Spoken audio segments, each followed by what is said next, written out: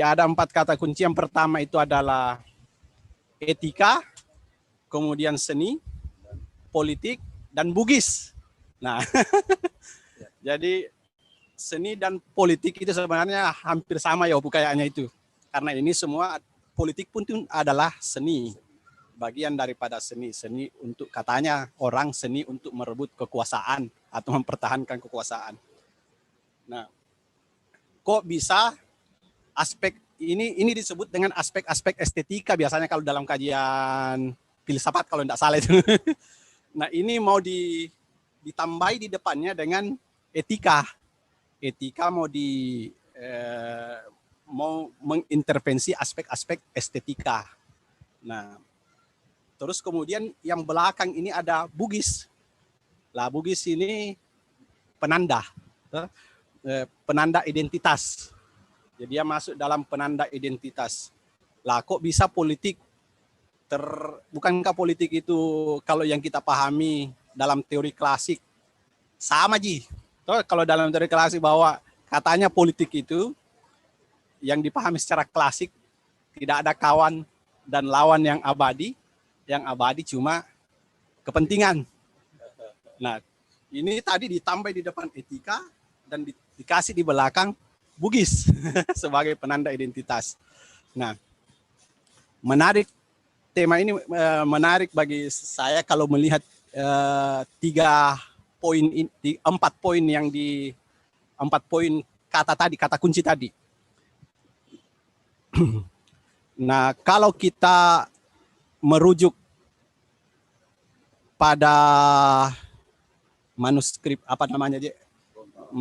manuskrip Lontara tentang kisah-kisah masa lalu kekuasaan masa lalu di tanah Bugis, ya aspek-aspek estetika itu ternyata tidak bisa dilepas karena ada raja yang sampai membunuh anaknya, memberi hukum kepada anaknya karena melakukan sebuah pelanggaran, dia sendiri yang membunuh, memberi hukuman. Jadi ada dari situ kita bisa menyimpulkan bahwa sebenarnya di kebudayaan kita itu ada pesan-pesan keluhuran. Jadi nah kalau kita kontekskan dengan masa kini agak-agak sepertinya agak-agak tidak didapat itu yang seperti dulu. Karena kita kan punya, kayaknya kalau kita baca manuskrip itu, ada pesan-pesan nilai, pesan-pesan moral kayaknya seperti politik itu terjaga oleh aspek-aspek nilai. Nilai-nilai kearifan lokal. Pangadareng, ada Pangadareng di sana. Terjaga oleh itu. Jadi, sementara kalau kita melihat, mencermati aspek politik di sekarang, baik tingkat nasional maupun tingkat lokal, ini kalau pencermatan saya, saya menyimpulkan ada tiga apa namanya itu, ada 3 aspek nilai yang teori besar, apakah namanya, yang mempengaruhi. Malah saya menganggap bahwa yang dominan itu cara berpolitik Machiavellian. Itu yang dominan. Jadi Machiavellian itulah yang menghalalkan segala cara. Nah, nanti Opurua nanti akan mungkin lebih bisa mengurai lebih detail soal itu dan ditarik nanti dalam politik seorang Bugis yang memiliki aspek-aspek nilai yang luhur.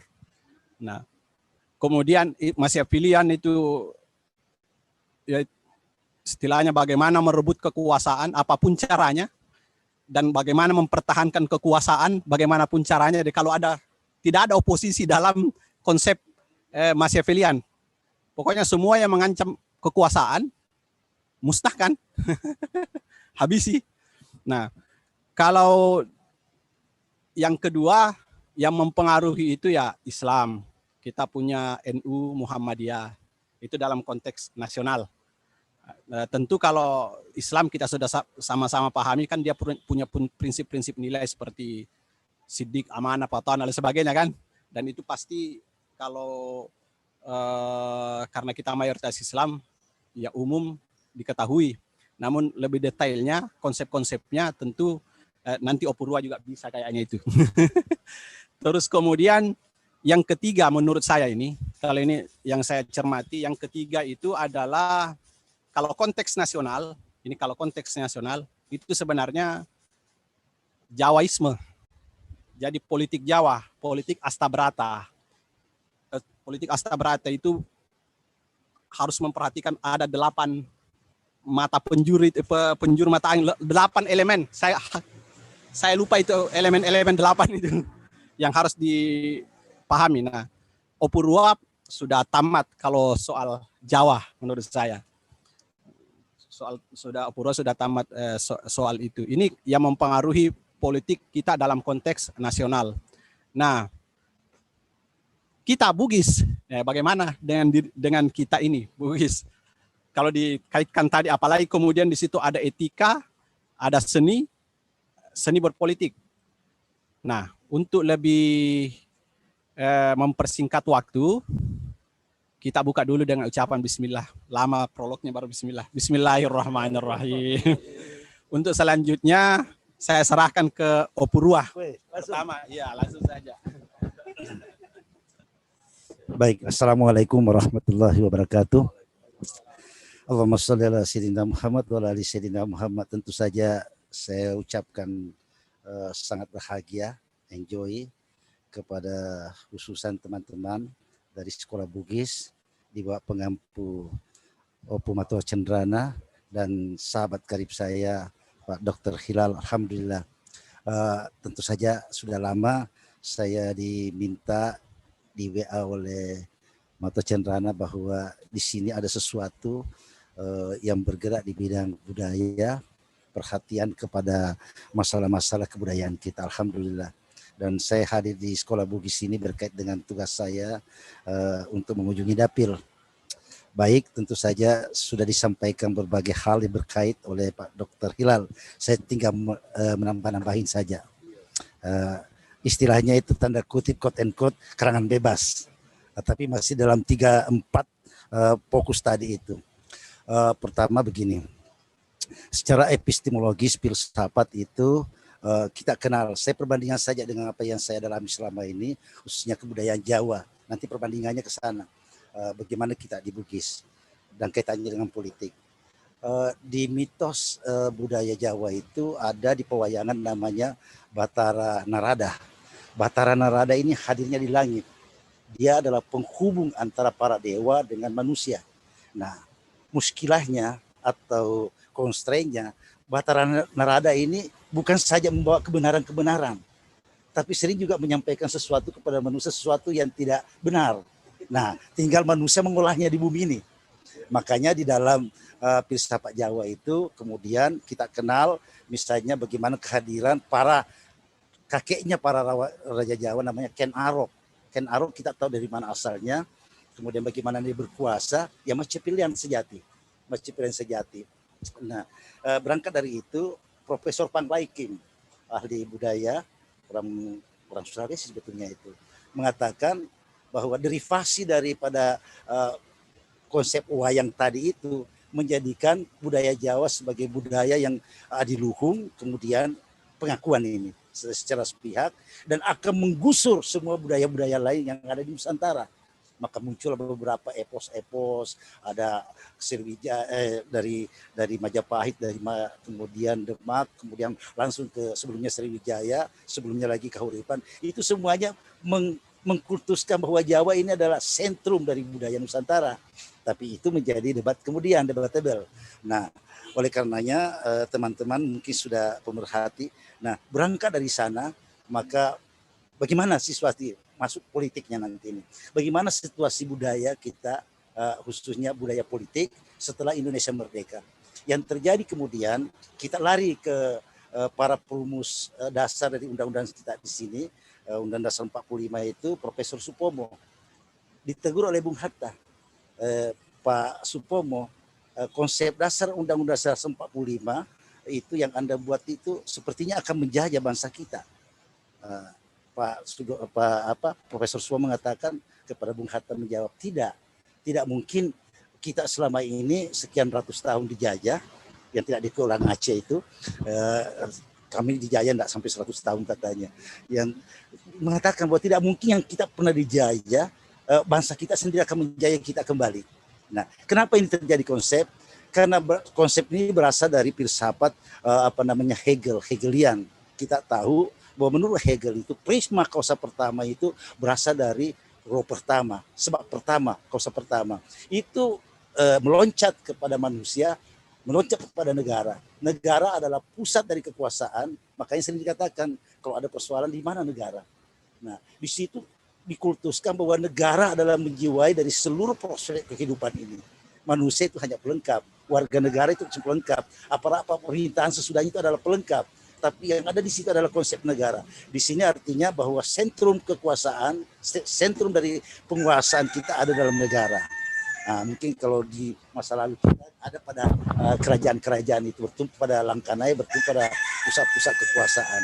Nah, ini kemudian yang menjadi perspektif lain bahwa apa yang terjadi kita di Indonesia hari-hari ini sebetulnya peristiwa perulangan di mana negara semakin kuat, sipilian warga sipil itu semakin lemah dengan misalnya adanya berbagai protes omnibus law, kemudian adanya misalnya undang-undang yang cipta kerja yang sangat dikritik itu artinya membuktikan bahwa bagaimana mengkristalnya negara mengkooptasi dari hak-hak sipil yang diprotes itu. Nah, di sini kemudian kita meningkat kepada yang ketiga yang saya sampaikan tadi. Yang pertama tentang berasal dari epistemologi Jawa, menguasai pusat kekuasaan, lari kepada negara, kemudian lari kepada ini sebenarnya seni. Nah, ini apa persis yang disampaikan oleh Pak Dr. Hilal tadi. Nah, seni dalam hal ini seni politik, ya seperti itu Pak Hilal, Pak Dinda Matua Cenrana. Jadi dalam politik itu kemudian yang terjadi bahwa ada gium, semua kepala bisa dimakan kecuali kepala sendiri, kan tidak bisa. Nah ini nih, semua kepala kalau bahasanya itu menghalalkan cara. Nah, ini sebetulnya ada berbagai dibandingkan dengan filsafat Bugis, ada konsep Mageteng, ada konsep istiqomah, ada bahasa Arabnya itu. Nah ini tidak bisa dimasukkan di sana sebagai sebuah percampuran dicampur adukan. Karena siliweng-liweng antara mana si Mageteng, mana kebijaksanaan yaitu atas nama negara oleh penguasa negara, itu tidak bisa ya. Jadi di sini memang seninya muncul, karenanya saya melihat seni dalam berpolitik itu adalah seni berbeda antara habit, berbicara dengan attitude, berbicara tentang perilaku sehari-hari berpolitik, politisnya sendiri dengan pedoman-pedoman berpolitik.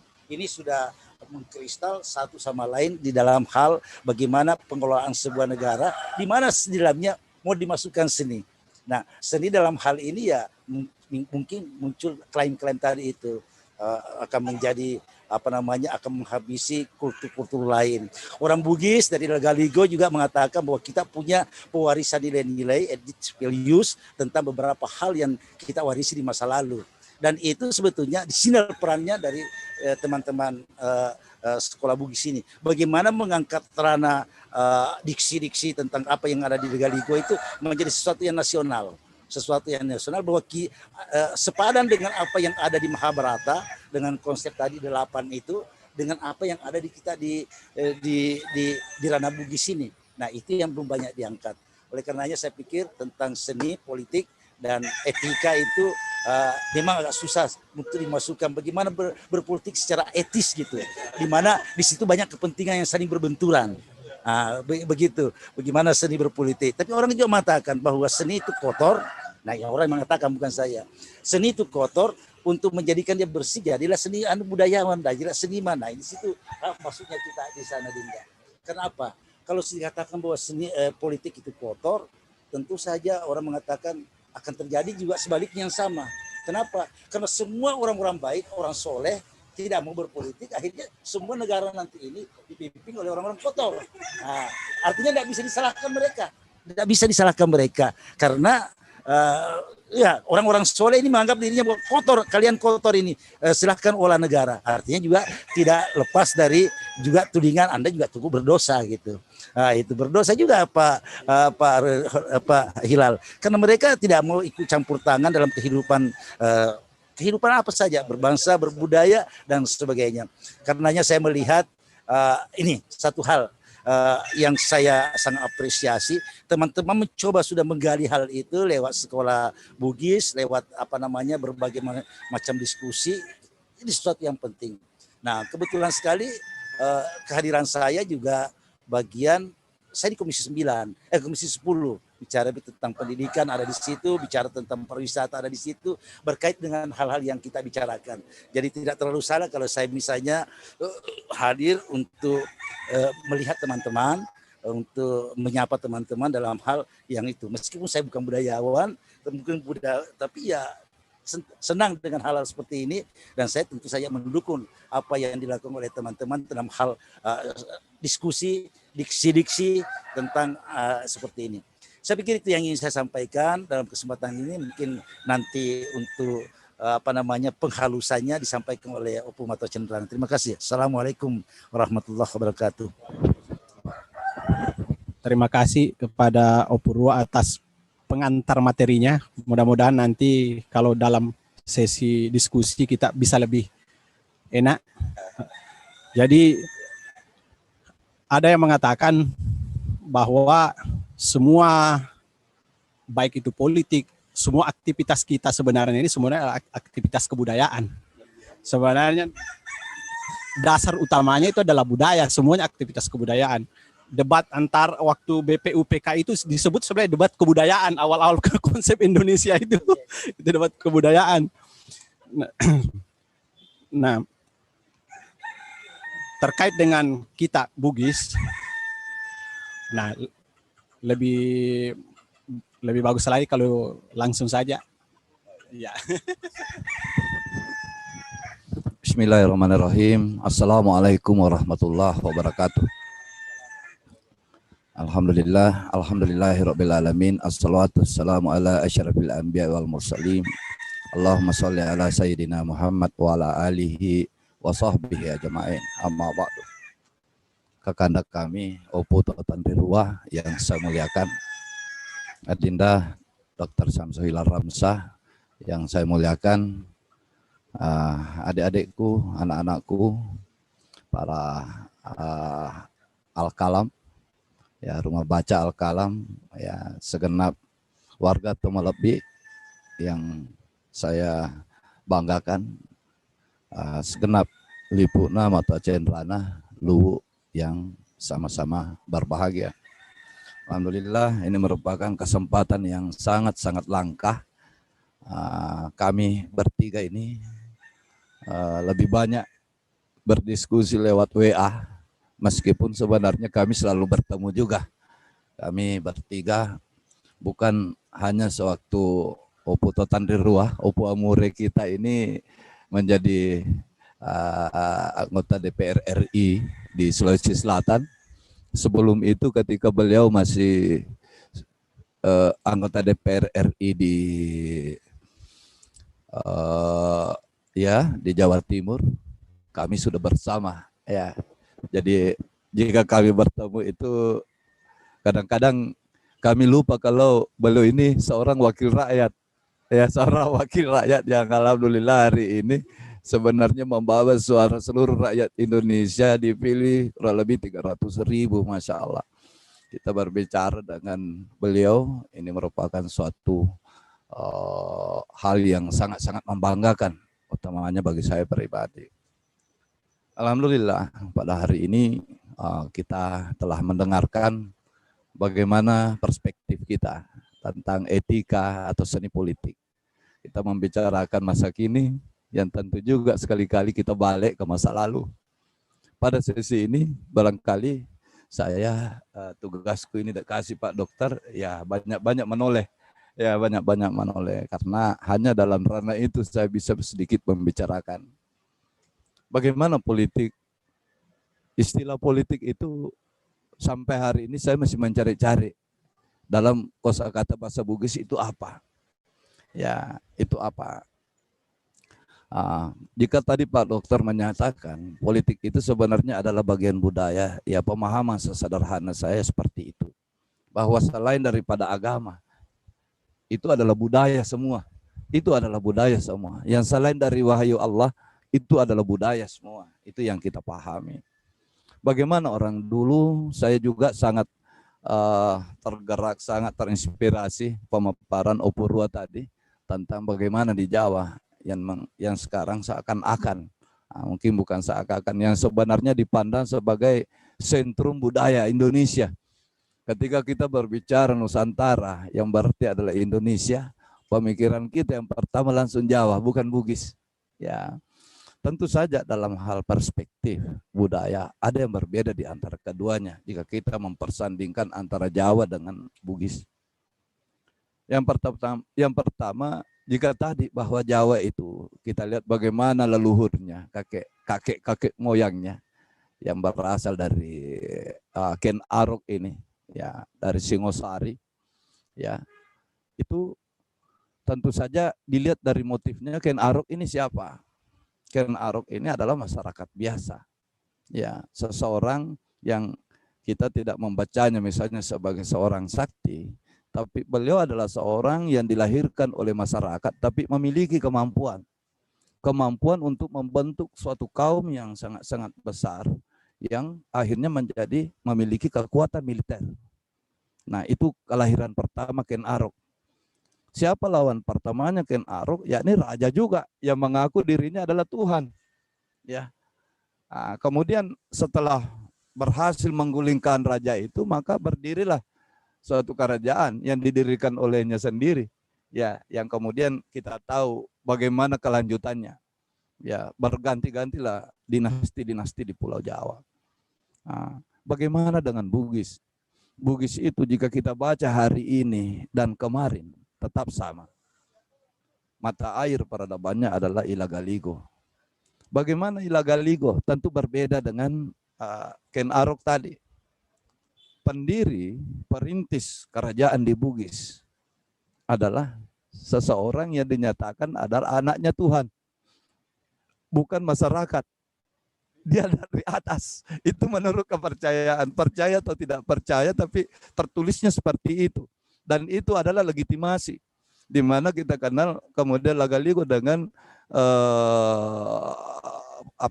dengan pandangan-pandangan kosmologinya, di mana membagi alam semesta ini secara bersusun, ada 3 susun. Yang di atas adalah Botilangi, yang di tengah adalah Atawarang atau Alilino, yang di bawah adalah Burilium.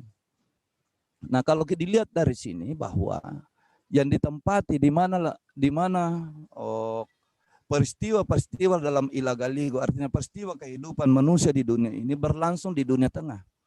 Jadi berlangsungnya kerajaan, lahirnya satu kerajaan yang disebut sebagai tanah, itu adanya di dunia tengah. Di mana dunia tengah ini ada di bawahnya, ada juga di atasnya. Siapa yang memerintah? Raja pertamanya adalah Batara Guru, yang turun dari atas, anaknya Patotoe. Batara Guru yang memerintah ini memiliki permaisuri sepupu satu kalinya dari bawah. Ya. Itulah yang kemudian melahirkan Datu Luwu, Raja Luwu yang kedua, yakni Batara Latu. Artinya Batara Latu ini terlahir dari bapaknya dari atas, ibunya dari bawah. Kalau saya secara pribadi, terlepas dari epos itu, terlepas dari mitologi itu, saya menilai bahwa di sini ada seorang pemimpin besar seperti Batara Latu yang kemudian melahirkan penerusnya menjadi raja-raja, termasuk Opurua hari ini. Ya, secara nyata ada silsilahnya langsung ke sana, tidak pernah terputus. Kalau adanya raja-raja yang kemudian itu adalah pernikahan antara yang dari atas dan dari bawah. Dari atas itu siapa? Mereka yang dinyatakan bangsawan. Yang dari bawah itu adalah dari rakyat. Olehnya itu di Luwu, salah satu simbol yang paling dihargai dan tidak selalu muncul itu yang disebut sebagai menrawe. Menrawe itu adalah modelnya seperti ini, silang X. Setiap raja mau melakukan suatu ritual yang sangat-sangat penting, termasuk dalam hal penobatan raja, itu harus ipaselu mandrawi dulu. Ada bambu yang bersilang seperti ini, yang satu dipandang sebagai butilangi, yang satu dipandang sebagai burilium. Dan itu sengaja dipasang seperti ini, tidak terlalu tinggi. Tingginya itu hanya sekitar 1,40 meter perkiraan saya. Jadi meskipun rajanya pendek, tetap kalau lewat di bawahnya harus menunduk begini. Artinya di situ ada semacam kontrak. Bahwa ingat, Anda dirajakan pada hari ini, tapi Anda berasalnya dari dua. Anda berasal dari pemimpin, dan juga asal Anda yang lain adalah dari rakyat. Nah, olehnya itu, Dr. Sally Errington mengatakan bahwa yang berbeda dengan pemerintahan Bugis itu adalah mereka terlahir dari indun yang berbeda. Ini adalah negara yang lahir yang disebut dengan teokrasi. Sementara bagaimana di Jawa, bagaimana di Inggris, itu lahirnya dari militansi.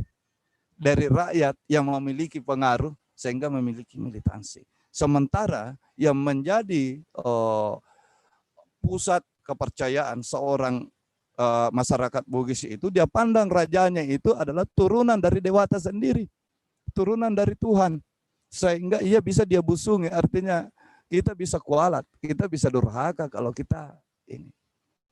Namun ada hal yang menarik. Jika kita buka kemudian periode Lontara, yakni setelah periode Lagaligo, masuklah periode Lontara, itu berlangsung pada abad-abad 14. Di situ itu dalam setiap lontara yang menceritakan kelahiran kembali kerajaan-kerajaan besar yang ada kemudian. Selain Luwu, di situ ada Bone, di situ ada Wajo, di situ ada Sopeng, di situ ada Goa misalnya. Semua lontara pertamanya yang disebut sebagai Atoriolong itu dimulai dengan kata Riwetu rependre nagaligoy.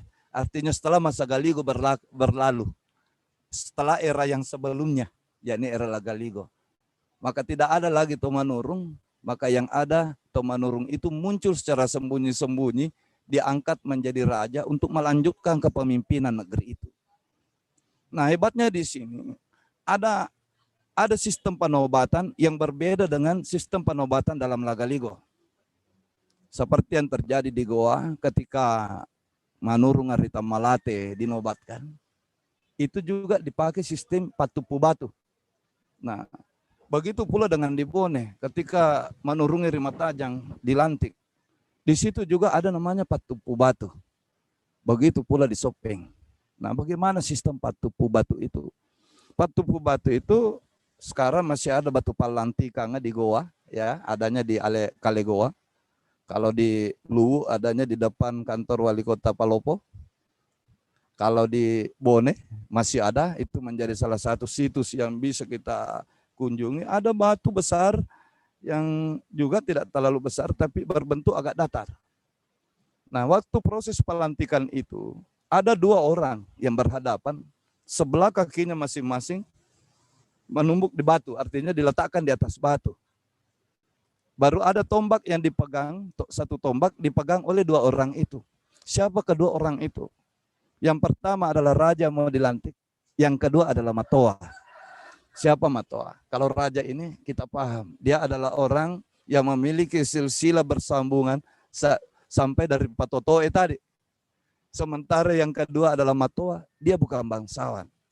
Dia adalah pemuka masyarakat. Dia adalah rakyat. Maka terjadilah namanya Sitangkerempesi. Sitangkerempesi itu adalah semacam kontrak perjanjian antara keduanya. Yang berbicara dulu adalah Matoa. Nah, Pamana juga seperti itu. Itu sangat panjang redaksi katanya. Iko namanya Lapuang. Rialah. Makarung. Arung. Ritana ini misalnya. Sama jika beliau di Bone, ajak nama lajang. Ajak nama lainnya. Onrono Makarung. Ya, tinggallah menjadi raja di negeri ini. Engkaulah yang akan memimpin kami, ya, mau dengar ke temati pekeng. Itu engkaulah yang menjadi yang mengusir burung pipit. Ibaratnya kami ini adalah padi, engkaulah yang menjaga kami. Kalau di Goa, Ikau karaeng, ikambe ata. Engkau adalah raja dan pertuanan, sementara kami adalah rakyatmu. Nah, di Luwu dan Bone beserta Goa ini, meskipun ada sedikit perbedaan redaksi kata, tapi persis maknanya. Angin kau siala puan nakirau kaju, engkau adalah angin. Ini kata Matoa. Sementara kami adalah dedaunan kayu. Riau kau miri, riau ketapa matapalir. Kemanapun engkau berhembus, di situ kami jatuh berhamparan. Kalau di Goa dikatakan engkau adalah air, sementara kami adalah batang yang engkau hanyutkan. Kemana arusmu menuju, di situ kami berada. Namun redaksi berikutnya cuma koma, ada tapinya, naikia, rina tunreng ya ada. Namun jika itu sesuai dengan adat.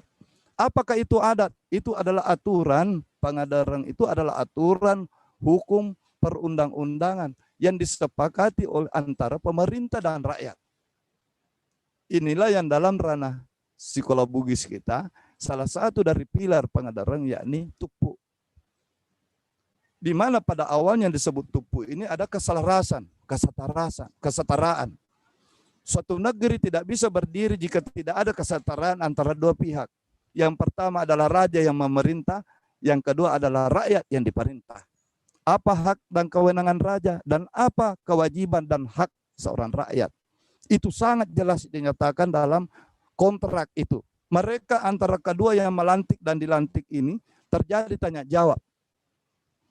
Di Goa dinyatakan, ikau kareng ikam beata, tanukocia bayau kurikambotin. Engkau adalah kareng, Anda adalah pertuanan, kami adalah rakyat. Tapi Anda tidak boleh merogoh telur kami dari keranjangnya jika kami tidak berikan. Lebih hebat lagi di Pamana sampai dikatakan, hakmu adalah kewajiban kami. Kewajiban kami adalah membangunkan kamu rumah kediaman. Tapi engkaulah yang pemilik kayu. Engkau pula yang memberi makan pekerjanya. Berarti tidak gratis. Hakmu adalah riak kajaku sisus sitang. Nah kia iko pandai. Pak kajamu. Hakmu adalah kami bisa mencarikan ikan untukmu hanya 1 kali setahun. Sementara kami mencarikan, tapi engkau yang memberi makan kami. Ini tidak gratis. Selanjutnya dalam hal ini luar biasa misalnya di Bone, bahwa seorang raja tidak memiliki tanah seluruh negeri itu. Berarti tidak ada sistem feodal di Bugis ini. Tidak pernah terjadi. Webandregau Makalempi Arumpone yang keempat jika saya tidak salah. Beliau membeli tanah. Beliau adalah Ratu Bone yang berkuasa, tapi beliau membeli tanah, salah satunya adalah Bulu Cina. Dalam Lontara Bone yang milik Oputo Tandrirua, yang sementara saya terjemahkan sekarang, adalah dinyatakan beliau membayarnya dengan 34 ekor kerbau terbesar. Ada lagi tanah yang dia beli di daerah Kahu, persawahan, dataran, itu juga dibelinya beliau. Seorang raja membeli tanah untuk nafkah keluarganya. Tidak ada sistem. Olehnya itu, jika kita perhatikan bagaimana model masyarakat kita di Bugis hari ini dengan di Jawa sangat berbeda. Tidak bisa kita seragamkan antara lain. Di sini tidak ada istilah buruh tani. Tidak ada. Bagaimana yang dimaksud buruh tani yang di Jawa itu? Orang betul-betul digaji, mau enggak Anda digaji mencangkul 1 hari, gajimu sekian. Di sini tidak ada. Orang yang tidak punya sawah, manguma istilahnya. Artinya dia mengerjakan sawah orang, kalau padi hasilnya dibagi 50-50. 50-50. Ya, saya mengerjakan sawah Anda, dan hasilnya kita bagi 2. Tidak ada sistem bahwa, kenapa seperti itu? Karena di sini bahkan raja tidak mengesuai seluruh tanah dalam negerinya. Bagaimana di Jogja? Itu berbeda, tidak pernah terjadi. Nah inilah yang kadang-kadang kita menjadikan ini bahwa dikiranya bahwa ketika kita bercerita tentang kerajaan langsung larinya bahwa memulai menghidupkan satu langkah menuju feodalisme. Di Bugis tidak ada hal itu. kata itu tidak dikenal. Ya, seorang raja di Luwu, Lakaseng Tosi Bengar, Datu Luwu ini ya Matindra Kaluku Bodo. Sebelum jadi Datu Luwu, beliau mengembalakan kerbaunya sendiri. Beliau sangat miskin. Ya, beliau bekerja, beliau bertani. Ya. Bagaimana seorang raja di Sulawesi ini, di Bugis ini, seorang Arumatawajo bahkan dilengserkan. Baru hebatnya di sini, di Bugis itu ini kembali kepada etika politik. Si Uno Tandri Pakasiri. Orang bisa saling membunuh tapi tidak saling mempermalukan. Yang terjadi dari masa ke masa, antara menteri, antara dewan adat satu sama lain, bisa saling membenci tapi ketika bertemu sama dengan filmnya Ottoman. Assalamualaikum, opo. Salim peluk. Oh, kurang sumanga. Sehat-sehat jaki opo. Iya, sehat ki anak. Opo anak. Tapi tunggu malam itu baru baku racun. Pada hari itu tidak baku bunuh. Tidak ada makian. Ya, tidak ada makian. Yang saling memaki itu adalah prajurit masing-masing.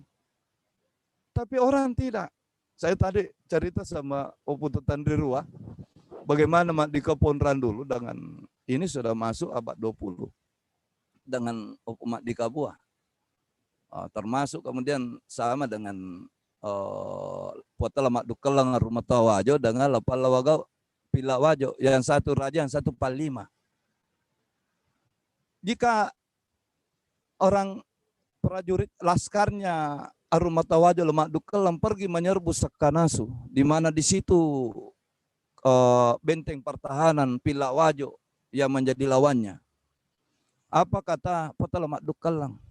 Tuni Sakanasu naki aja mupatuji picunang anoreko. Silakan bakar Sakanasu, tapi jangan kasih kena peluru ke Manakangku, padahal ini lawannya. Begitu pula sebaliknya. Jika penyerbuan dari pihak Lapalawagau ke Arumatola Lemak Dukelang, di orasi ketika mau melepas pasukannya, dia nyatakan, perhatikan, ajak mempakanai picunang peta Rumatoa, toma busuk tuh. Jangan kasih kena peluru Arumatoa. Pasukannya mau. Suatu waktu, ini dalam Lontara Wajo Tawa Matalue, Potala Palawagau ini punya istri baru di kawasan Tosora, itu ibu kotanya Wajo. Setiap malam tertentu misalnya, sembunyi-sembunyi beliau ke sana menemui istrinya. Dan ternyata diketahui oleh mata-mata Arumatoa, Raja Wajo ini.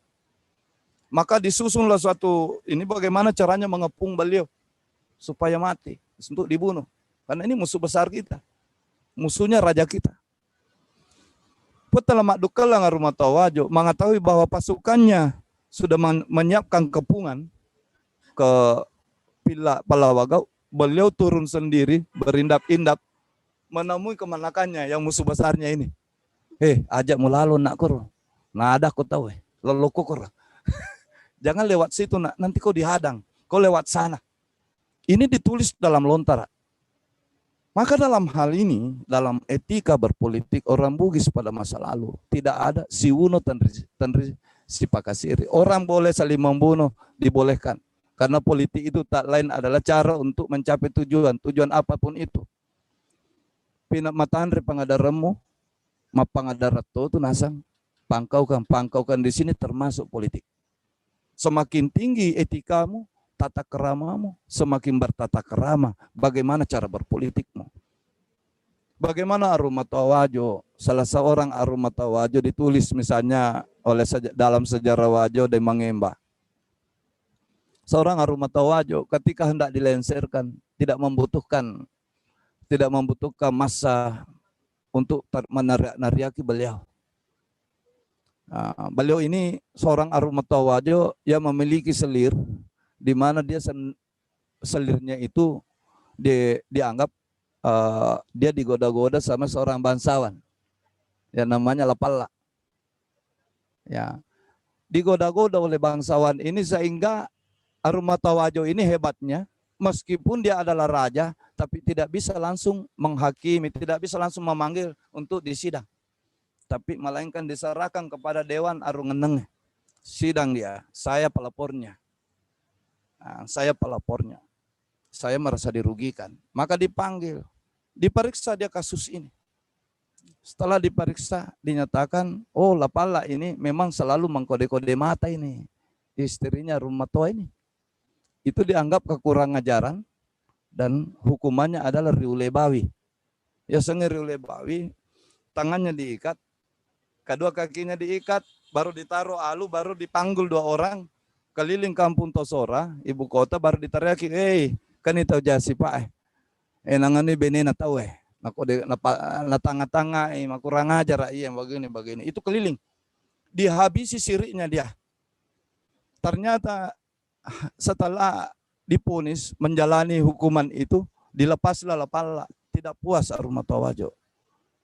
Oleh rasa egonya, cemburunya sebagai manusia, menyatakan, saya tidak terima, itu terlalu ringan. Mestinya ini dibunuh. Apa kata Rumatoa? Puang, tempat diri pada pewe kedua. Petu bicara sih ditahu. Bahasa sekarangnya, tuanku, tidak boleh orang diponis 2 kali.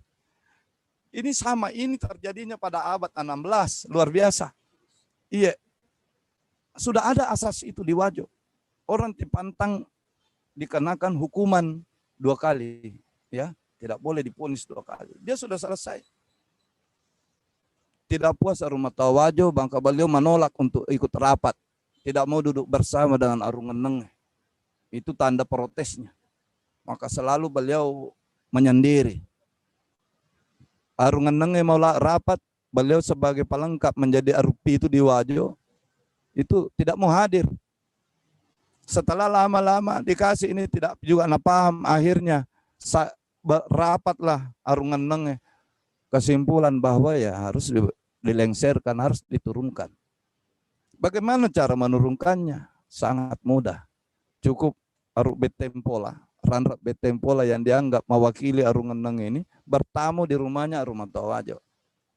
Ibaratnya tamu membawa tudang, baru duduk dihadapi oleh Rumatoa Wajo. Setelah itu tidak ada kata-kata, tapi langsung songkoknya pas sepunan apa pilih. Dia tampil dengan cara buruk, didapatinya dengan penampilan buruk di depan. Tabe masih mana pun. Napa pilih mi songkok nah. Dia hanya kasih miring. Kasih ini yang depan kasih menyamping. Itu pertanda bahwa Anda sudah, menurut saya, sudah tidak terhormat lagi. Hanya body language. Tanpa kata-kata. Baru dengan kata-kata yang sangat santun, tabe masiman ya tanah Rumatoa. Tabe, saya memohon diri. Pergi. Setelah Betempola berangkat, terhanyaklah Rumatoa Wajo. Na caca nak Wajo. Berarti saya sudah. Artinya di sini martabat seorang Rumatoa di sini begitu pakar dan sedemikian tingginya. Buat apa kita menjadi raja jika kita sudah tidak dikehendaki oleh rakyat? Ini malu. Maka dia tahu dia tuh siri-siri na caca nih monromo biasa. Maka beliau dengan sangat-sangat santun tabe upali seni pema akar Rumatoa atau Wajo. Baru beliau pergi meninggalkan jabatannya. Semua itu berlangsung dengan sangat-sangat santun. Tidak ada kata-kata makian, tidak ada poster-poster. Itu sebabnya karena pemerintah Matandre Siri, rakyat Matandre Siri itu. Ini saya kira yang disebut sebagai etika. Malam pelak deh Pak Dokter Opurwa yang saya muliakan. Saya kira akan lebih nyaman. Saya ya tuliang kamoka ini sangat-sangat beruntung angkalena Oputo Tandrirua di sini. Kurusuma Naupu ada bersama kita dan ini merupakan Depana karena tudang anggota DPR RI onronge tanpa yang sangat ini. Saya kira selanjutnya alangkah baiknya jika kita ada diskusi cedek toge mega toge lebih dan kurangnya mohon dimaafkan. Wabillahi taufik wal hidayah. Wassalamualaikum warahmatullahi wabarakatuh. Terima kasih atas pemaparannya Opumatoa Cenrana. Jadi kalau saya bisa sedikit, bukan menyimpulkan apa namanya, ya semacam memberikan poin, ya memberikan poin dari sekian cerita dari Opomatua Cenrana tadi. Poinnya kalau saya bahwa adat itu di atas politik. Jadi mungkin istilahnya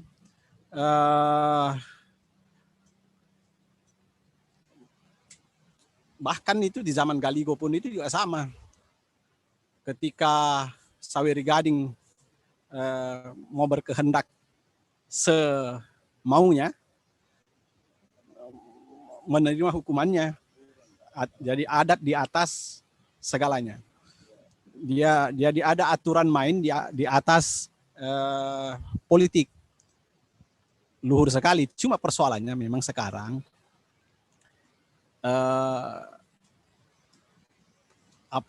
pesan-pesan luhur dari etika berpolitik orang Bugis di masa lalu. Nah, terus sekarang kalau mau dibawa dalam konteks nasional, nanti Opurua bisa menjelaskan bagaimana beliau merasakan itu kan seninya, ya kan ada seninya. Bagaimana di dalam dirinya Opurua punya nilai luhur sebagai seorang Bugis menghadapi namanya politik ini luar biasa kan, kita menghadapi mafia dan sebagainya susah. Jadi lebih bagus lagi kalau Ada selalu kesempatan. oh iya silakan. Jadi Tabe Opo, ini sebenarnya menarik. Sepanjang sejarah Luwu baru bertemu dua wakil rakyat. Opurua, Opo Tanrirua adalah wakil rakyat. Beliau anggota DPR RI Republik Indonesia. Saya juga ada asera wakil rakyat di Luwu. Cuma kendaraannya berbeda. Silakan. Oh iya. Jadi wakil rakyat ketemu. Dunia maya.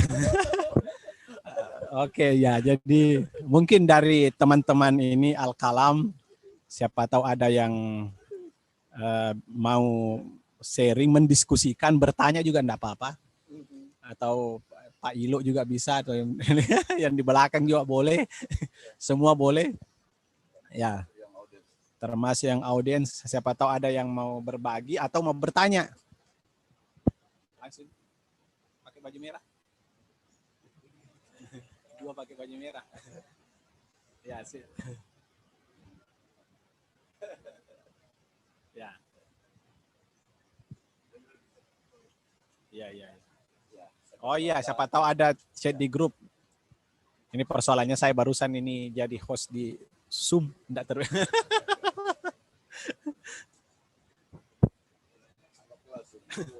Yang di grup itu dari Gotilang. Dari Gotilangi.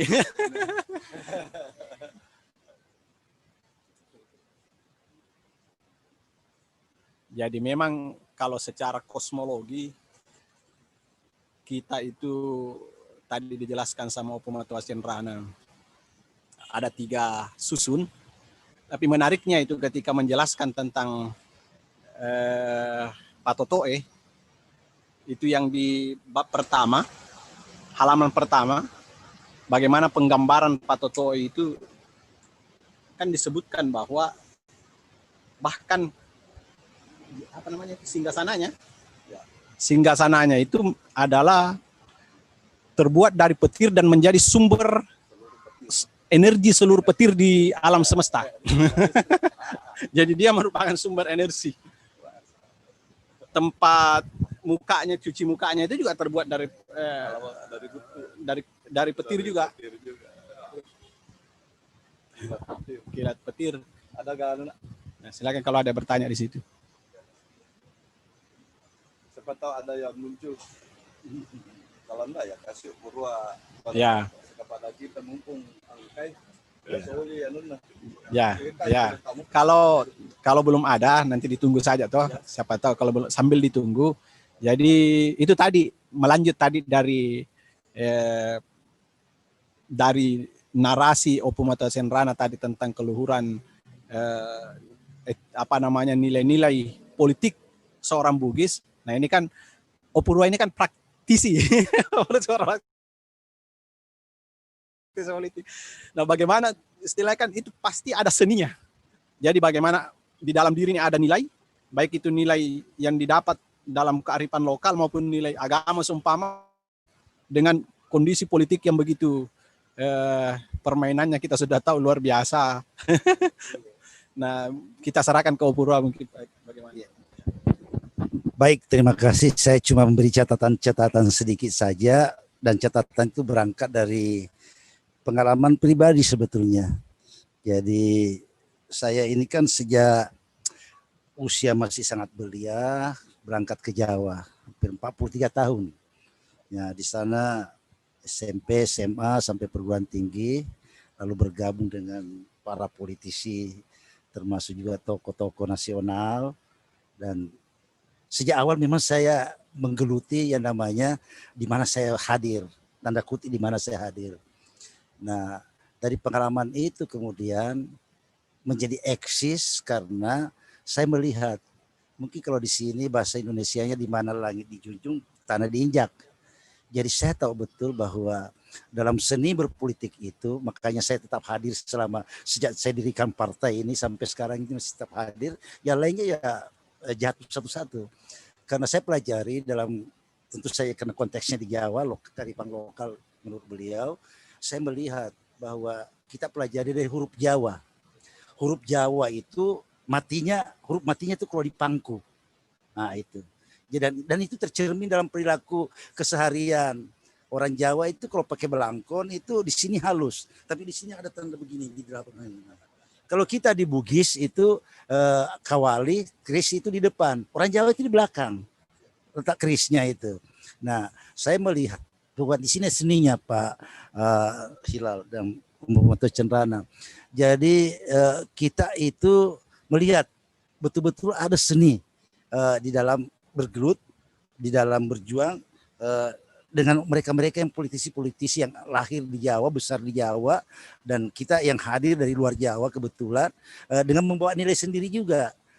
Mungkin juga kita bawa hal-hal papasan, ada Toriolo tentang bagaimana kita itu bisa berkiprah, tapi di tempat kita berhadir itu yang di situ adalah pusat-pusat politik, katakanlah di situ di mana saya hadir, di situ bisa hadir. Maka tidak heran misalnya Gus Dur itu mengangkat saya sebagai asisten.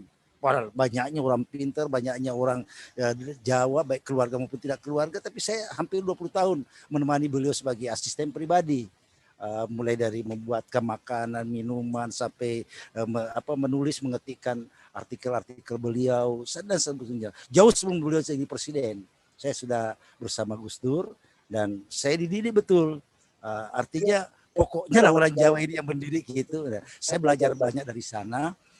Artinya saya tidak semata-mata juga menuruti semua keinginan para politisi-politisi tingkat dewa ini, tapi tetap juga bisa mengerti alur. Nah, saya tidak bisa membahasakannya, mungkin Pemoto Cenrana nanti bisa. Bagaimana kita hadir itu ibaratnya tetap seperti ikan di laut, tapi tidak ikut asin. Nah, dari sisi itu ternyata mereka tahu bahwa meskipun Amure itu adalah bagian dari orang Sabrang, Palapi Aro, tapi kesetiaannya karena kesetiaan Bugis di situ. Ada kesetiaan Bugis. Jangan katakan bahwa tidak pernah dicoba. Berkali-kali kita dicoba dengan cara lain macam-macam. Tapi kita tahu, ini cobaan-cobaan politik ini. Itu menurut pengalaman saya. Dan saya berkali-kali tahu jebakan-jebakan seperti itu. Maka mungkin sampai saat ini ya alhamdulillah saya bisa lolos dan tetap bisa bertahan di tengah-tengah persaingan yang sangat ketat, di tengah persaingan yang sangat luas, apalagi sudah masuk di DPR sana, banyak sekali hal-hal yang bisa memungkinkan kita tergelincir, mulai dari cara orang menyogok kita, dan itu bukan disetting, ada settingannya, itu tadi bagaimana, tapi ya harus pandai-pandai, harus melihat, membaca. Nah, pembacaan ini memang mungkin pengalaman masing-masing orang berbeda, Pak Dokter, tapi saya bisa membaca itu sebagai bagian dari filosofi yang hadir antara dua budaya kebugisan dan budaya Jawa yang saya di mana tumbuh dan besar di sana. Karenanya saya melihat bahwa apapun yang kita lakukan baik sebagai politisi yang praktisi maupun ketertarikan kita kepada hal-hal yang sifatnya ilmu, yang sifatnya budaya, itu memang tidak bisa dipisahkan. Saya akui itu tidak bisa dipisahkan. Saya sering misalnya dalam kesendirian bikin puisi, dalam kesendirian menulis-menulis. Nah, dalam kecandaan saya mengeksplor itu di dalam hal-hal tertentu yang tidak bisa saya ungkapkan sehari-hari di kalangan teman-teman saya, tapi itu bagian dari bagaimana memperkuat kehadiran. Nah, itu kehadiran itu diperkuat dengan cara seperti itu. Termasuk misalnya dengan kehadiran saya di sini, itu bagian dari keinginan saya untuk bagaimana tetap berakar itu karena di banyak hal ada orang itu tiba-tiba muncul, tidak bisa bergantung di langit, tidak bisa berpijak di bumi, senantiasa ada di tengah-tengah. Nah, kalau ditarik, nah itulah derita dari kaum menengah di dalam konsep Marxis yang saya dalami itu. Jadi konsep kaum menengah ini kan di dalam hal tidak bisa lagi muncul ke atas, tapi mau turun ke bawah tidak bisa lagi. Di situ terjadi disitulah terjadinya drama yang sering bikin tragis orang-orang, dan itu terlihat misalnya, mohon maaf saja, itu yang terjadi pada mantan Panglima kita Jenderal Gatot. Itu yang terjadi sekarang gini, bolak-balik. Beliau mantan pejabat, salah satu pejabat tertinggi, Panglima, tapi begitu kehilangan kekuasaan dia melakukan hal-hal yang lain yang kita tahu semua bersama. Ini bukan politik, tapi pandangan kita melihat sisi pribadi, dan Anda melihatnya itu dari segi politik, politik, bukan dari sisi yang lain. Nah, ya seperti itu terjadinya. Dan kita memahami itu sebagai selain politisi, semasa politisi. Bagaimana orang yang selama ini hadir di dalam bernegara, begitu tidak di negara sudah lain lagi. Itu yang terjadi pada Jumhur.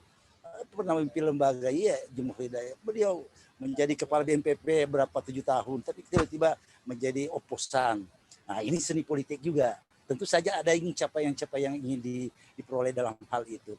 Nah, kalau kembali ke tempat kita, akar budaya kita yang asli ditambah pakai shot, tentu saja ini perlu diasah terus-menerus.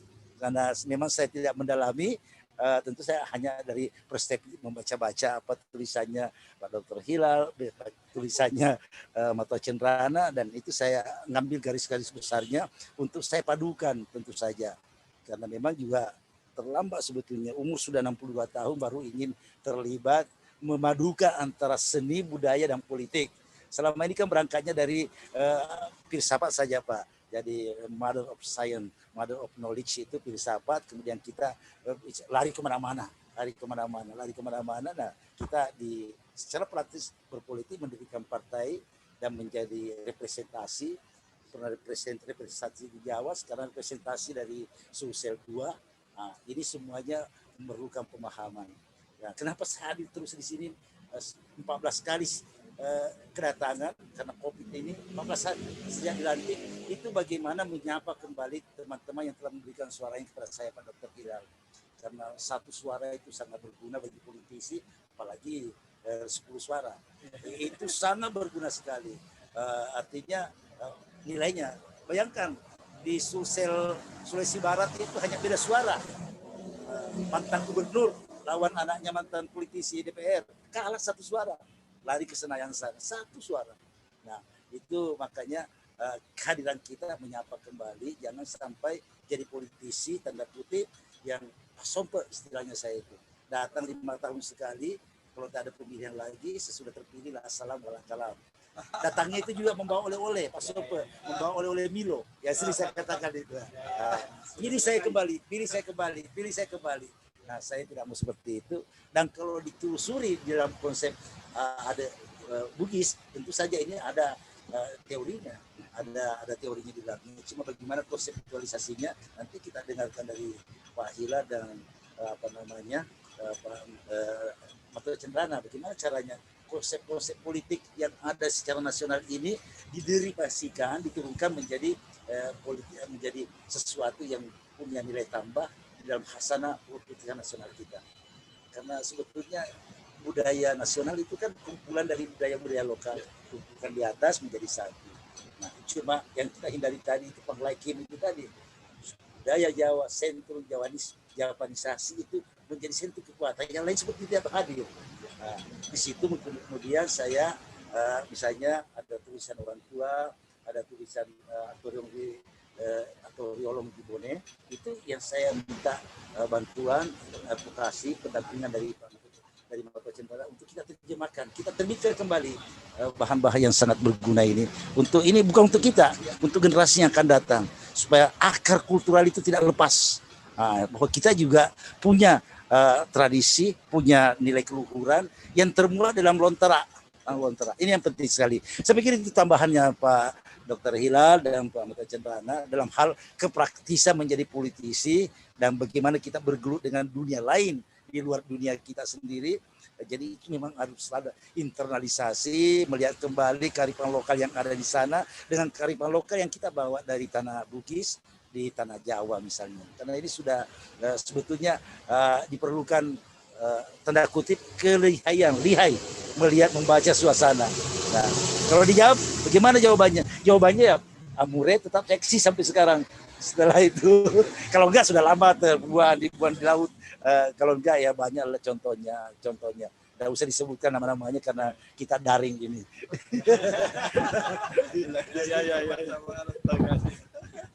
Ya, sudah ada pertanyaannya masuk? Oh iya, silakan. Ya. Langsung ke sini aja. Ya, jadi terima kasih atas kesempatannya. Saya rasa ini kesempatan yang paling berharga. Kapan lagi kita bisa berkumpul di saat seperti sekarang ini. Yang ingin saya tanyakan adalah sebagai seorang Bugis, prinsip apa yang diterapkan Opurua yang telah bergelut di dunia politik bahkan sampai ke Senayan, maksudnya apa yang menjadi pegangan hidup sehingga mampu bertahan di dunia politik, bahkan kalau tidak salah sudah 3 periode, sempat juga jadi komisaris di PT Gresik, di Bulog, bahkan banyak sekali pengalaman yang bisa dibagi. Tentunya ada satu hal yang menjadi pegangan Opu sehingga masih bertahan sampai sekarang dan tetap eksis Amure itu. Mungkin itu saja, terima kasih. Langsung saja dijawab sama Opurua. Ya. Sebetulnya jawabannya pendek sekali, dan itu juga kalau kita mau objektif adalah trust, memelihara trust. Mungkin bahasa lempu atau apa, geteng, lempu kali ya, lempuna geteng. Karena itu tadi saya katakan, kalau kita diuji sebetulnya, saling uji ini, teman begini tapi kita diuji, itu saling uji. Gus Dur menguji kita, Pak Muhaimin ketua umum menguji kita, yang lainnya kiai-kiai menguji kita, itu. Jadi kapan kelihatan, jangankan ujian sehari 2 hari, ini saya lebih 40 tahun diuji. Nah, dan lolos dari ujian-ujian itu. Nah, itu prinsip tadi, trust, bahwa Amure itu dalam hal Amure mungkin suka mencobi-cobi. Di Jawa juga suka begitu. Tapi satu hal, Amure itu trust, bisa dipercaya. Ya, bisa dipercaya. Kalau misalnya begini contoh konkretnya, tidak apa-apa saya sampaikan. Kalau ada misalnya uang, itu dari mana, oleh orang, tidak ada orang yang dipercaya, itu berikan kepada Amure, amanah itu. Padahal itu prinsipnya kan kalau ada uang lewat mesti diambil itu. Siapapun gitu kan, ini jatah saya, Kalau saya itu tidak. Itu contoh paling kasarnya. Saya bisa dipercaya dalam hal seperti itu, baik di NU maupun di partai yang saya kelola sekarang ini, bagian dari dalamnya sebagai ketua Dewan Syuro, dan itu terus menerus berlangsung. Jadi intinya pada trust. Nah, kalau kita sudah mendapatkan trust dari teman-teman kita semuanya, itu artinya sudah menjadi rujukan. Nah, itu Pak Hilal. Jadi kita menjadi rujukan. Kalau mau cari orang lurus, ya begitu. Artinya kalau kita membawa lambang-lambang dari kebugisan, ya itu orang Bugis tidak percaya. Orang Bugis dipercaya, walaupun itu representasi satu orang. itu. Karena yang lainnya juga banyak, ya itulah. Tapi bisa dipercaya itu. Nah, kepercayaan itu yang sangat mahal. Kepercayaan itu sangat mahal. Dari mana kepercayaan itu muncul? Ya dari belajar. Dari belajar terus-menerus, mengembara terus-menerus, mengembara pemikiran, karena belajar di pengalaman orang-orang, belajar dari pengalaman. Saya pikir itu, karena prinsip saya seperti ini, semua tempat adalah kelas dan semua orang adalah guru. Ada sama guru saya. Itu prinsip-prinsip utama saya. Tidak pernah berhenti untuk mengamalkan ikrar itu. Yang saya sering sampaikan. Ikrar jadilah palontara, ikrar jadilah profesor, tapi di ujung dari surat Al-Alaq ini kan, hendak engkau bersujud dan telah mendekatkan diri kepadaku. Wasjud waqtarib, bersujud dalam mendekatkan diri kepadaku. Kunya ini kembalinya merajinya kepada Allah Subhanahu wa taala. Saya pikir ini yang kalau ditanyakan kan apa yang menjadi pendorong sampai masih bisa eksis 43 tahun di Jawa dalam usia 62 tahun ini. Itu saya pikir, dan mudah-mudahan ini tetap bertahan. Artinya kita tidak tergoda dengan apa yang lewat di depan kita tadi itu, dan juga tetap bisa kan dari trust itu kan menciptakan amanah kalau tidak salah. Nah, menciptakan amanah, menciptakan itu patona, menciptakan yang disampaikan oleh Pak Dr. Hilal tadi itu. Dasarnya itu sebenarnya. Terima kasih Pak. Luar biasa Om Purwa penyampaiannya. Jadi biasa juga. Jadi memang yang salah satu yang sulit itu ketika kita ini kan saya juga, meskipun saya bukan terlibat dalam hal yang sifatnya politis ke atas, tapi kan saya juga lama di Jawa. Paham saya itu kan. Jadi soal Jawa itu kita paham, dan yang menarik sebenarnya bagi kita seorang Bugis itu apa namanya? Susah Ki untuk, kan banyak orang bisa berlenggok-lenggok begini nih. Tapi kalau dikatakan pembohong ini susah sekali itu bagi kita itu sebagai seorang Bugis itu dikatakan pembohong ini. Jadi apa yang terjadi, seorang Bugis biasanya itu dijebak akhirnya dia menjadi orang yang paling setia. Susah Ki itu untuk tidak setia. Padahal susah Ki untuk setia. Susah Ki keluar dari kesetiaan.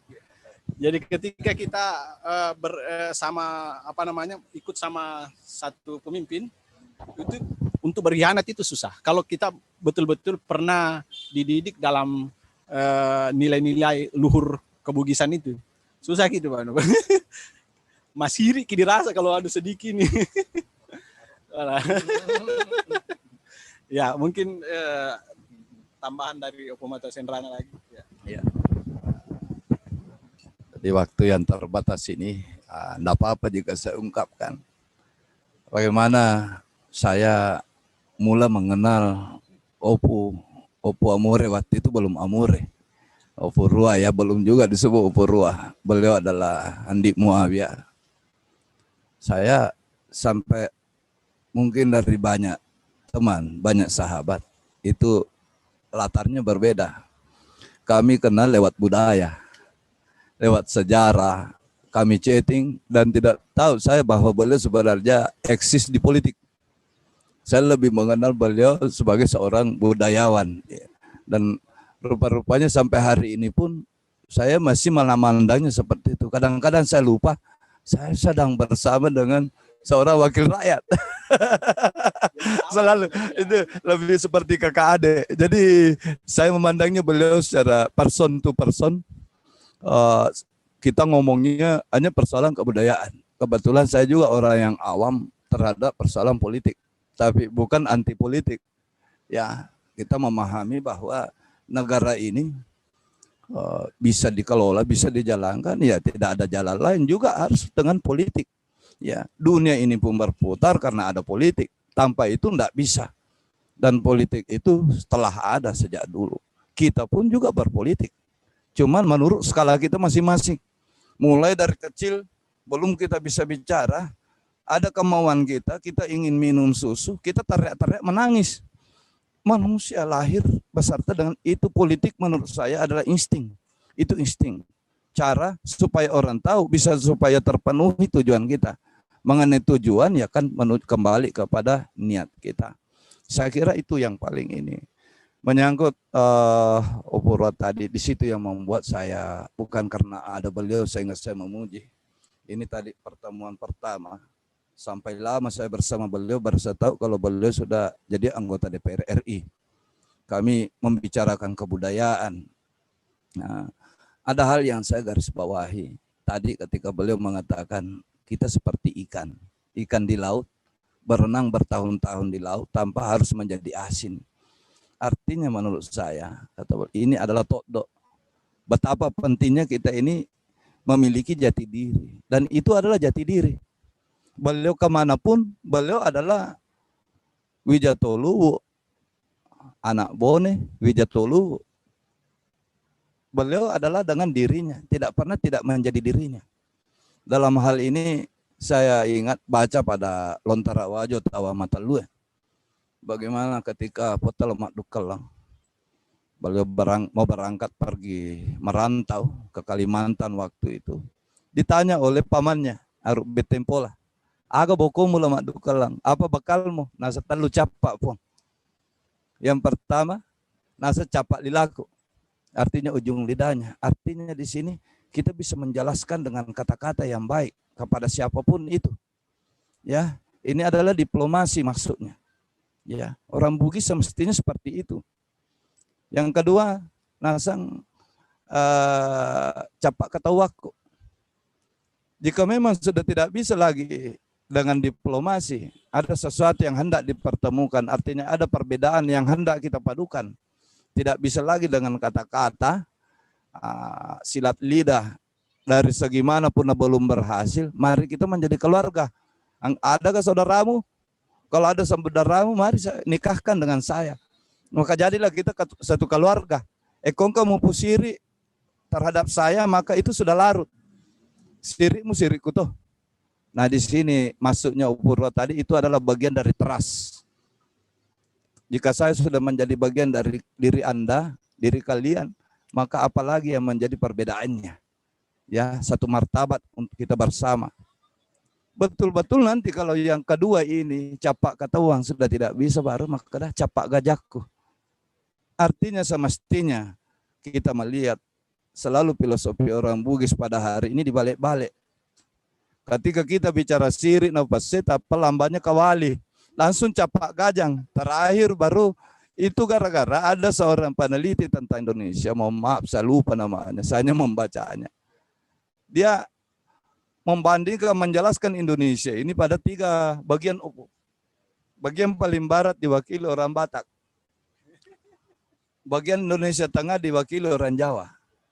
Bagian timur diwakili orang Bugis. Nah, jika ketiga orang ini mendapat satu masalah yang persis sama, solusinya juga akan berhasil, tapi berbeda cara penyelesaiannya. Ya, solusinya berbeda. Meskipun barangkali hasilnya juga kira-kira bisa berbeda. Tapi masalah yang sama. Kalau orang dari barat, bagaimana orang Batak itu? Kalau perlu sifat tumpu ingat. Ketemu jidat sama jidat, ribut. Ya, semua naik, mulai dari yang isi-isi kebun binatang, semua keluar. Tapi ya selesai juga. Ya, tapi tidak baku pukul. Bagaimana orang di bagian tengah? Kalau orang bagian tengah, ayo kita bicarakan dulu. Barangkali ada solusinya. Kita pertemukan. Semuanya benar, tapi pasti ada lebih tepat. Ini yang bagian tengah harus kita akui. Itu peradaban yang begitu lebih maju. Bagaimana yang bagian timur? Ya, tosi salah jolo. Munri pita apa si lolonga, munri pasti karana. Ini yang perlu. Ini menurut pandangan orang. Celakanya malah kita bangga dengan jargon itu. Kita bangga sekali sebagai orang yang pendek pikiran. Amok, majalo jolo. Kok kita bangga orang barat menulis, oh kita ini orang Bugis bos, seperti ini. Bangga kita dengan barbar kita. Oh, ini sementara Pota Lemak Dukelang suksesnya belakang itu nomor 3 hari ini. Artinya ini kita ini harus kembali kepada yang sebenarnya. Kenapa kita terlalu bangga disebut sebagai darah panas? Nah, darah panas padahal sebenarnya itu sama dengan goblok. Iya, kok bangga sekali kita disebut bonek. Kenapa kita bangga sekali disebut Pak Bambangan atau padahal itu makian sebenarnya. Ini sementara orang Bugis seperti Opu 5 misalnya. Tidak begitu. Mereka berani, diplomasinya hebat. Bagaimana kata Opurua adalah Toriata peribat trust, orang yang dipercaya, yang diyakini, ajana dena tobata-bata kualena. Itu Opu 5 seperti itu. Hasilnya apa? Hari ini anak turunannya menjadi Sultan Johor, Selangor, Pahang, ya juga sampai di Riau, sampai di Kalimantan. Itu luar biasa. Ya. Kenapa? Karena mereka mendahulukan dulu ini. Ya, logika baru dikasih tembus dengan hati, baru ditimbang baik-baik. Nah, sange pota lamong kace ite jolo timbangi jolo di mundrinna. Inapa mau patui si dibicara. Napa mau pagau si digau. Artinya pertimbangkan dulu baik-baik, pursi mu timba-timba musi. Sekarang kita bangga menjadi lebih cepat. Kalau ada hal-hal yang cepat, berarti itu adalah bugis. Sebenarnya bukan. Ya, lebih cepat lebih baik. Lebih cepat apa dulu? Iya. Padahal maka sedangkan melomak bene, sedangkan memilih jodoh, agak na potor yolota. Acan neri jolo dapurange we kapitu. Bukan macan neri, timbang dulu tuh 7 kali. Apa kata pota lagi lah mengkaci itu dama tentang patupu batu, seorang pemimpin yang bagus itu natanga madeceng mabela tangana. Natanga jolo adi mundri, nah kira-kira apa akibatnya? Mapedece moge ya regade, mapedece sini kami kuange na pedecenge. Jika itu mendatangkan kebaikan siapa-siapa saja, sudah begitu ia na solangi, ia na decengi. Kira-kira timbangannya yang mana? Pura si pikiri mengkusi. Olehnya itu sebenarnya yang disebut cendekiawan di perspektif Bugis itu disebut toke nawa-nawa. Beda dengan teman nawa-nawa. Toke nawa-nawa itu adalah orang yang memiliki pikiran seimbang dengan nuraninya. Natanai jolo ati tonget-tongen. Ya, darari marenina, ati marenina. Nasi timba si bawa nunna. Persis sama 50-50. Ya po teman nawa-nawa, tama pikir itu, temakot tanah timbang itu, pokoknya tengah asangin nange upurua, tengah-tengah tidak di langit, tidak di bumi, akhirnya dia melayang-layang. Ya, manawa-nawa sana. Jadi dalam hal ini betapa banyak yang perlu kita ini. Kita bangga dengan Opurua. Saya mengenal beliau terlepas tadi lebih landik. Saya artinya tanpa beliau jelaskan betapa padatnya jadwal beliau sampai tanggal 25 dan setelah itu pasti. Karena kalau dulu beliau datang, tidak ada yang lain didatangi selain saya. Siang bersama, pagi bersama, malam bersama. Tapi betapa bangganya saya selaku saudara. Ini kata bangga, angka Purua maka nanti salah surat kuero. Tapi Purua yang hari ini memiliki tanggung jawab. Jadi ya sama kada, wah pure pilih. Denan nang kana uba-uba. Jaju padangi opu. Patuju ni jolok konstituen tak. Ya apa ini? Iya na ini. Terlepas anggota DPR, tadi anggota DPR pada mau ya ini kita ini yang ini memang termasuk dalam hal budaya. Opurwa sebagai budayawan, tapi yang kena sogi agak prinsip naugi dua mana salah nomor sidi demina dibetul ngitongan seperti diksinya apa dinyatakan papelecena tolenge pejana tomariale lebih mi tomarialewe. Yang Anda kelihatan kebaikan dari orang lain dan dianggap keburukan dari orang di badan, masih tetap lebih baik orang di badan. Nah sabak, nah ya sumpulolongan asam pugireng sirigi sebuah-buah. Karena yang dimaksud dengan sempugi asumpulolongan kekerabatan kita ini ada dua hal. Kalau bukan kita bersatu disebabkan karena martabat siri, kita bersatu dengan soal martabat solidaritas. Ini dua hal itu tidak terpisahkan. Ya. Yang kedua, dalam hal ini Opurua menjadi bagian dari kita ya ke depan. Untuk saya tidak memandang apapun partainya. Yang penting Opuruaku. Dia pikir saya tidak tahu. Tapi saya serukan saya teruskan seruan dari Papua Teh Tuluwu. Ini ogi taruh lemo peseng. Kita ini orang Bugis. Mandi masuk Bugis ini, masuk orang Makassar, orang Mandar, orang Toraja. Ya, orang Luwu. Ya, bukan suku. Itu yang kita pelajari selama ini. Taruh siri alemu. harus ada satu di atas. Aja tuh si gata-gata, jangan seperti anekdotnya almarhum wali kota Parepare, Keren Bulu, Samsul Alam Bulu, agak nasang. Orang Bugis lah katanya di hari kemudian itu tidak pernah satu-satunya katanya lubang, jadi nanti katanya di hari kemudian itu ada lubang-lubang seperti pemutus, seperti wajan.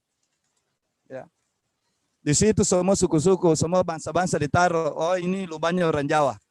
Ya masuk neraka, ya lubangnya orang Batak. Ini lubangnya orang Papua. Terus ada lubangnya orang Sulawesi Selatan. Semua yang lain dijaga ketat oleh malaikat, jangan sampai ada keluar. Kecuali lubangnya orang Sulawesi Selatan. Jadi maka ada ke malaikat baru yang tidak paham, nah bilang, kenapa itu lubangnya orang Bugis, Sulawesi Selatan tidak dijaga? Nah bilang ini malaikat kepala penjaganya sama nih, Macatur Bawan nih. Itu lubangnya orang Bugis. Dia gagal mulai lepas. Kenapa bisa? Kalau ada merangkak naik, pasti yang lain akan tarik. Woi jangan, pada muki. Jadi, dia gagal si maka ada si Rino tuh si Mendre. Padahal maka ada Riolona si Riki Mendre tuh si Rino. Harus ada di atas yang menjadi bendera. Jangan itu. Ini ada keburukan yang orang juga melihat orang kita. Barangkali saya yakin ada buktinya, tapi itu jangan hari ini.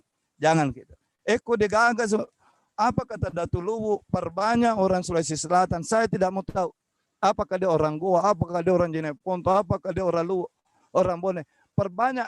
Kalau perlu dorong mereka pergi ke Jakarta. Kalau dia bukan pegawai negeri, jadikan dia menjadi anggota DPR. Sebanyak-banyaknya yang kita bisa supaya kita menjadi terkemuka. Kalau dia pegawai negeri, dorong dia jadi menteri, jadi apa, sekjen misalnya, dan lain-lain. Kalau dia petinggi militer, bagaimana jenderal kita jangan dikembalikan lagi ke sini supaya bisa meniti karir. Karena itulah kelemahan kita jika kita tidak bersatu. Padahal dalam landasan filosofi berpikir kita hanya ada dua. Itu yang mewujudkan tahu, yaitu sirik napace. Tanpa itu kita ini menjadi tahu-tahu bawang. Kita tidak bisa seperti orang. Sama lampe ini Pak Dokter, saya kembalikan ke ini. Oh ada pertanyaan? Ya silakan. Jadi ada dua pertanyaan. Yang pertama dari Andi Afandi. Assalamualaikum. Begitu mulianya kebudayaan Bugis dalam menjunjung tinggi nilai-nilai kemanusiaan, salah satunya menjaga harga diri seseorang. Dengan falsafah boleh saja saling membunuh tapi tidak saling memalukan. Pertanyaannya, kondisi saat ini kritik terhadap pemimpin begitu kasar serta saling menjatuhkan, mempermalukan. Begitupun sebaliknya pemimpin terhadap rakyatnya menganggap rakyat bodoh, tidak tahu dan lain-lain.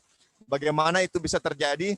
Tergeser dari saling menghargai ke saling menjatuhkan, saling memalukan. Jadi itu yang pertama. Yang kedua dari Suarsono dalam Salam Taksim, jika konsep politik leluhur kita, keluar semua.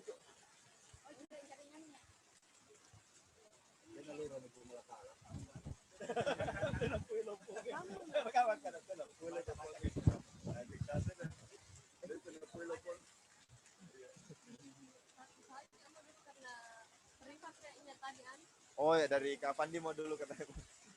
Itu mau tadi yang Ya, ya langsung saja.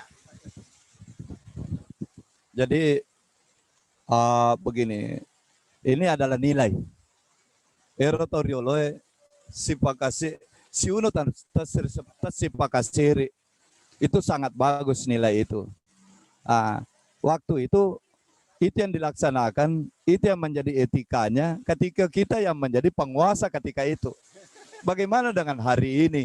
Harus diakui bahwa kita pengadaan ini bukan lagi menjadi penguasa.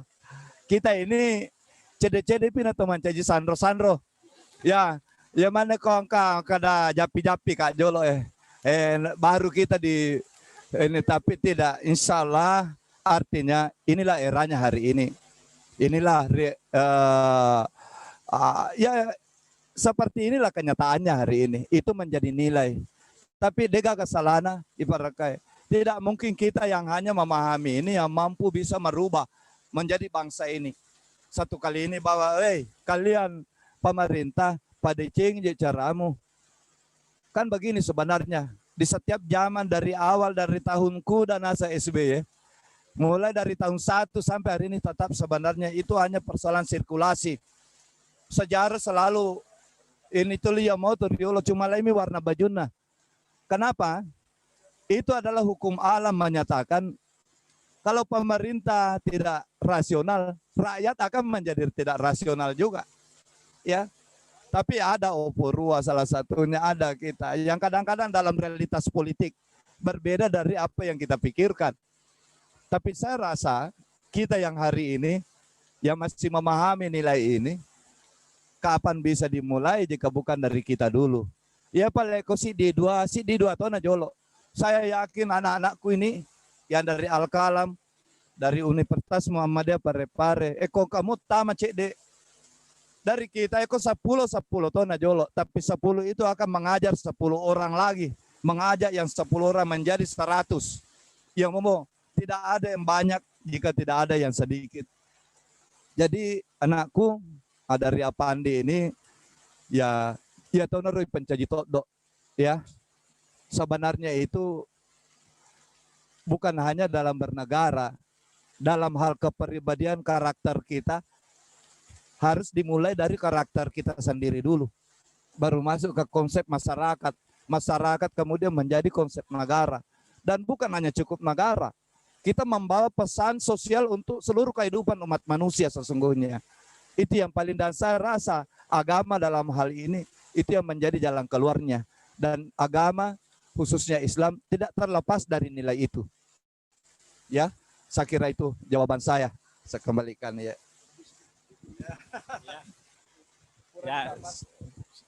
Ya, sudah tidak ada pertanyaan ya. Ya, kalau sudah tidak ada, ya bagus kalau masih mau dan sudah.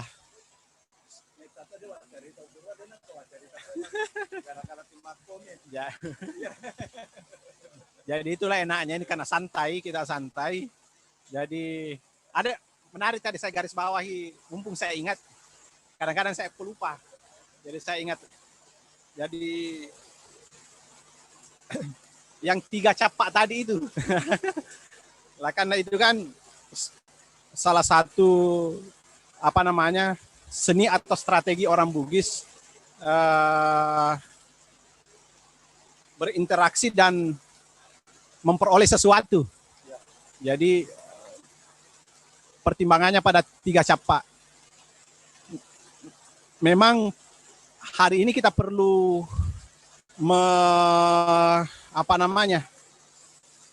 senantiasa mengkampanyekan apa yang bahasa lebih anunya itu, bahwa jangan yang capak, karena ini kan kita ini kayak identitas kita ini ujung-ujungnya kawali kan. Nah seakan-akan kita itu bahkan Sawiri Gading itu yang dalam epos itu digambarkan tidak pernah pegang sinangke, ini digambarkan pegang sinangke. Itu kalau dalam ya jadi kita perlu dengan mengkampanyekan bahwa sebenarnya tradisi kita, kebudayaan kita itu mengedepankan pengetahuan. Bahkan kalau kita baca manuskrip kita itu rasional sekali. Bahkan kalau Lagaligo yang dianggap sebagai mitos, itu bagi kita bukan tidak rasional. Meskipun itu kontennya ada yang tidak rasional, tapi itu intuitif, sangat intuitif, imajinatif, intuitif. Jadi kalau kita lihat ini dibuat oleh orang yang sangat arif, bijaksana, punya pengetahuan yang sangat tinggi. Bagaimana dia menggambarkan Patoto itu luar biasa, dengan penggambaran yang luar biasa sebagai sumber energi kehidupan. Itu kan bukan orang yang, kalau itu dibikin oleh manusia, bukan orang sembarangan yang bikin itu. Jadi kita sebenarnya mata air kebudayaan kita itu dari asalnya pengetahuan. Asalnya dari orang berpikir. Jadi mestinya itu bagus kalau itu sering digelorakan, dikampanyekan. Sehingga, tapi sekarang alhamdulillah kita kan tidak sama dulu. Ada masalah sedikit, tersinggung sedikit, si gajah sih. tidak sama dulu. Kalau dulu itu saya masih dapat, masih di umur SMA itu masih dapat. Sekarang kan mungkin karena juga hukum kita sudah dan perkembangan pengetahuan juga sudah semakin bagus, sehingga masyarakat kita juga semakin hari semakin rasional dan lebih manusiawi. Saya tutup nih atau gimana? Ada penyerahan mata. Atau begini. Silakan di ini, ambil ini. Atau sebelum itu kita butuh closing statement kapan? Atau selesai nih? Atau selesai karena habis maghrib tidak perlu closing statement katanya. Ya sebelum itu kita saya serahkan ke moderator.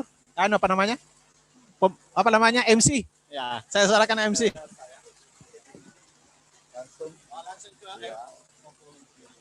Jadi disaksikan oleh teman-teman, alhamdulillah pada sore hari ini Allah juga memperlihatkan kepada Opuro bagaimana tempat kita ini. Biasa Opu kita duduk-duduk di sini, sandal tak ada di luar, ke bawah air. Jadi mudah-mudahan insya Allah tumalampi sungan na Opu, ang kadali na, ipasempo dali na. Mudah-mudahan Opu mato ng kamalyaki saming. Jadi untuk ipadece-decenge supaya lebih enak kita bisa ngobrol-ngobrol. Dalam hal ini tabe para jangan dampang Opu atas nama warga Tomalabi dan beserta seluruh semangat cenderana kita menyampaikan penghormatan dan penghargaan pengurus semangat untuk Kabupaten Deruan atas kedatangannya riburan persahabatan kata menjadi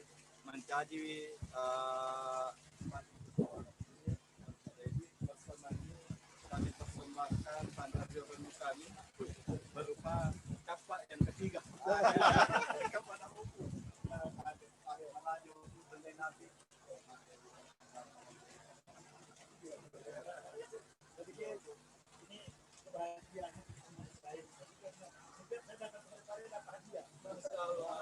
Andra ditanya Opu kita. Terima kasih. Dan tentu saja Seninnya menyusul.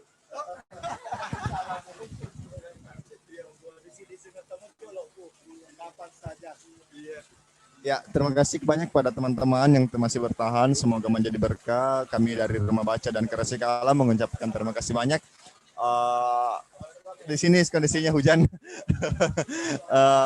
Alhamdulillah, semoga setiap rintisan air yang turun dari langit menjadi berkah bagi kita semua. Sekian, bagi yang mau menonton jangan lupa di YouTube Rumah Baca dan Kreasi Kalam. Lihat kita sekarang kita lagi banjir guys, tapi katanya semen menyusul insya Allah. Jadi jangan lupa subscribe YouTube Rumah Baca dan Kreasi Kalam Parepare. Di sana akan banyak informasi dan juga di Instagramnya bisa dinonton. Subscribe. Sekian, ihdinas siratal mustaqim. Assalamualaikum warahmatullahi wabarakatuh.